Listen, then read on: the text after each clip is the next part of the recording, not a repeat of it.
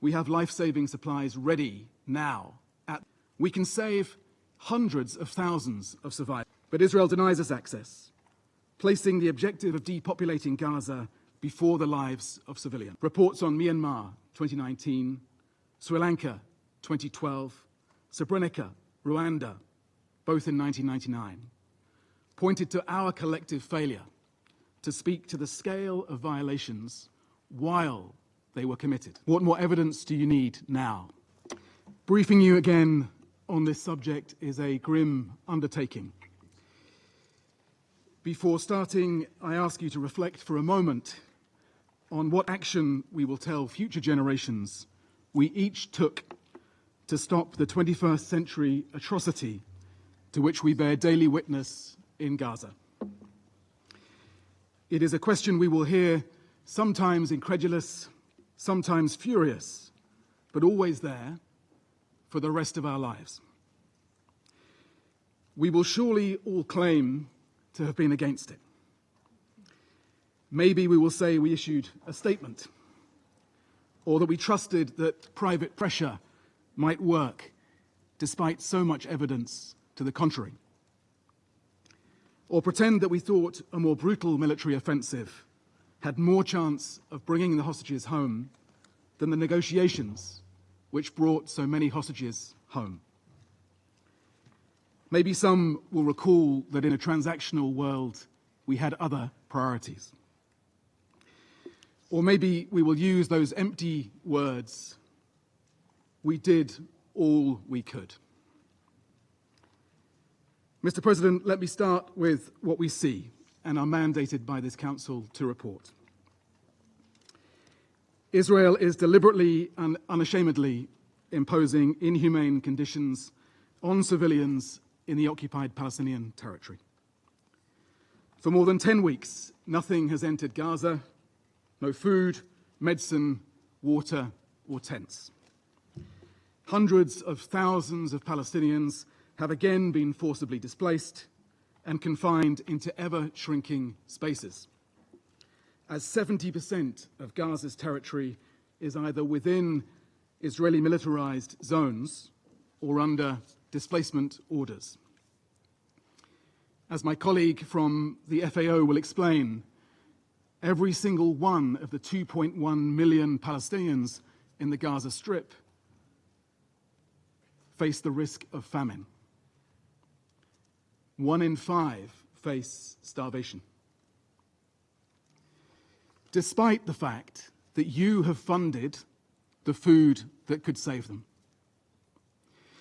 The few hospitals that have somehow survived bombardment are overwhelmed.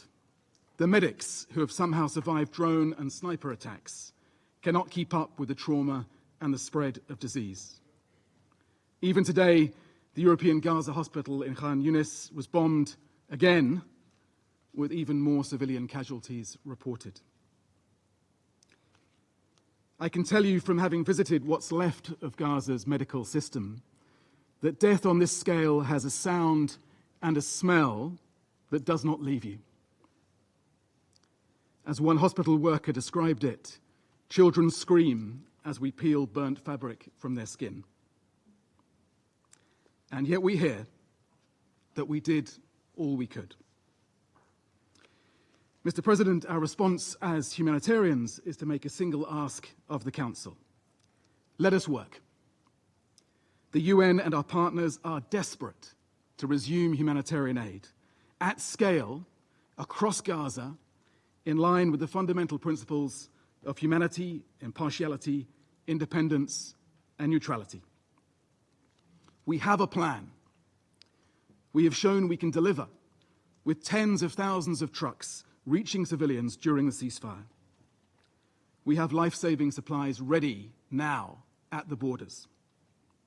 We can save hundreds of thousands of survivors.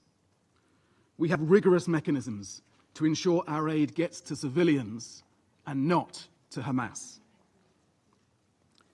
But Israel denies us access, placing the objective of depopulating Gaza before the lives of civilians. It is bad enough that the blockade continues. How do you react when Israeli ministers boast of it?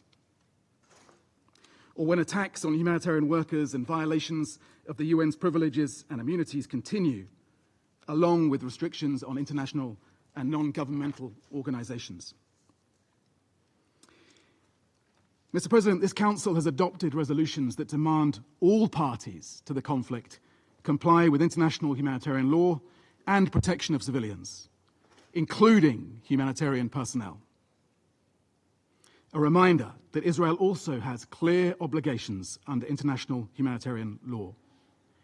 It must treat civilians humanely, with respect for their inherent human dignity. It must not forcibly transfer, deport, or displace the civilian population of an occupied territory. As the occupying power, it must agree to aid and facilitate it. So for anyone still pretending to be in any doubt, the Israeli-designed distribution modality is not the answer. It practically excludes many, including people with disabilities, women, children, the elderly, the wounded. It forces further displacement. It exposes thousands of people to harm.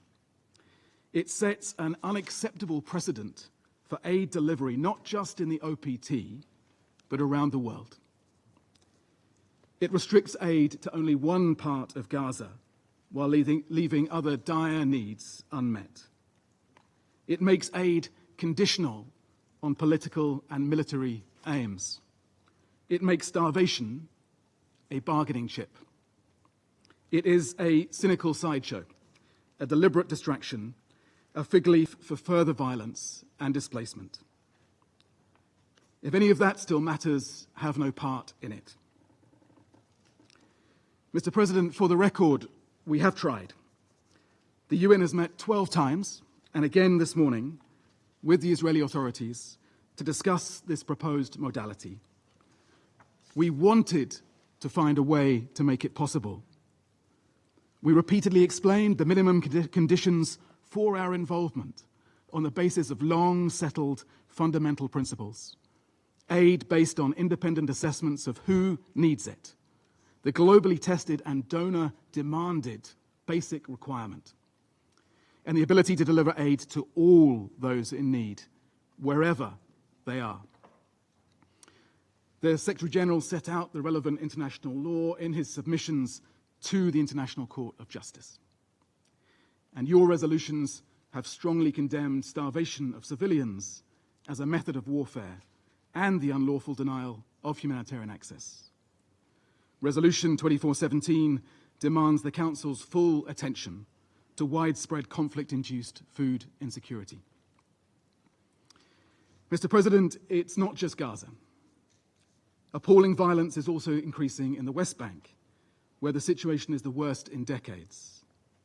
The use of heavy weaponry, military methods of war, excessive force, forcible displacement, demolitions and movement restrictions. Ongoing illegal settlement expansion. Entire communities destroyed, refugee camps depopulated. Settlements expanding and settler violence continuing at alarming levels. Sometimes with the support of Israeli forces. Recently, settlers abducted a 13-year-old girl and her 3-year-old brother. They were found tied to a tree. Do we also say to them that we did all we could? Mr. President, there is, I fear, a broader context here.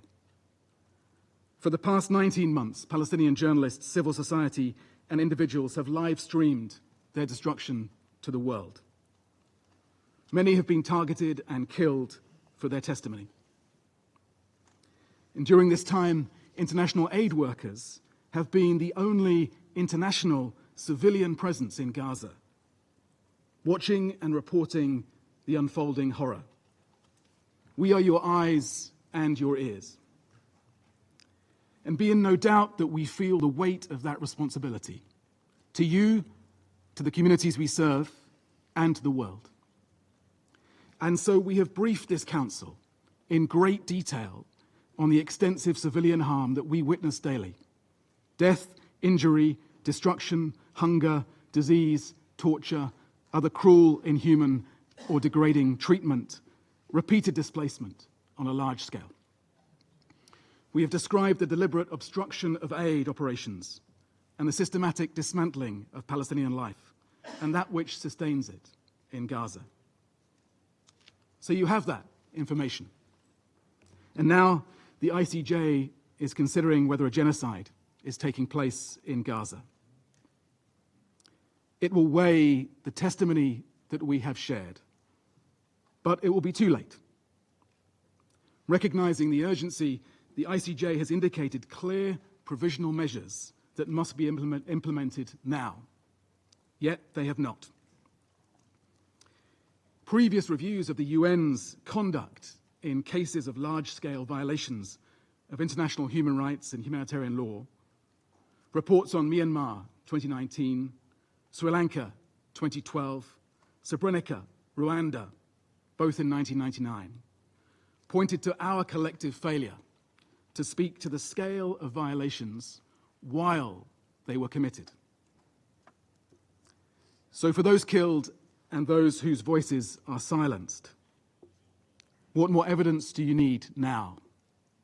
Will you act decisively to prevent genocide and to ensure respect for international humanitarian law? Or will you say instead that we did all we could?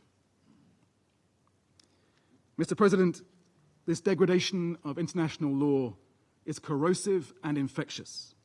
It is undermining decades of progress on rules to protect civilians from inhumanity and the violent and lawless among us who act with impunity. Humanity, the law, and reason must prevail. This council must prevail. Demand this ends. Stop arming it. Insist on accountability. To the Israeli authorities, stop killing and injuring civilians. Lift this brutal blockade. Let humanitarians save lives. To Hamas and other armed Palestinian groups, release all hostages immediately and unconditionally. Stop putting civilians at risk during military operations. And for those who will not survive what we fear is coming, in plain sight, it will be no consolation to know that future generations will hold us in this chamber to account. But they will. And if we have not seriously done all we could, then we should fear that judgment.